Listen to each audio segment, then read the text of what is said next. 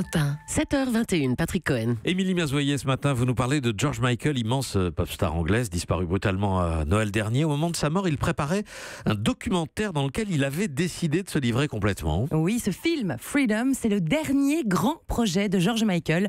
Vous allez pouvoir le découvrir le 22 décembre sur Arte.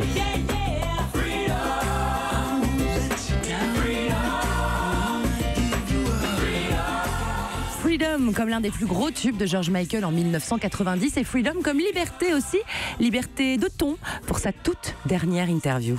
Si je n'étais pas un peu bizarre, je ne serais pas George Michael. Comme Madonna, comme Michael Jackson, paix à son âme, nous ne serions jamais arrivés aussi haut si nous avions été des personnes normales. Ce sont les stars qui sont bizarres, pas la célébrité.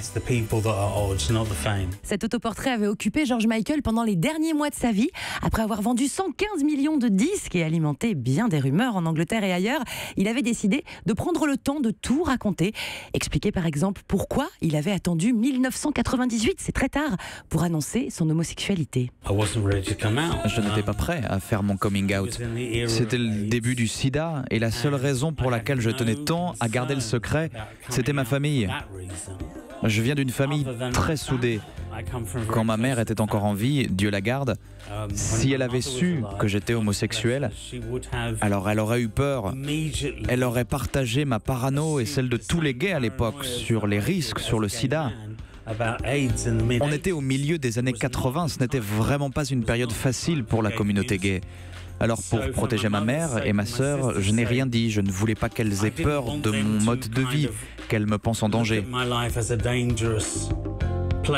Dans Freedom, grâce au témoignage des copains de George Michael, très détendu, car tout a été filmé avant sa mort et avec son accord, on rit beaucoup, comme avec cette blague que seul un aveugle pouvait faire. Ça tombe bien, c'est Stevie Wonder qui la lance.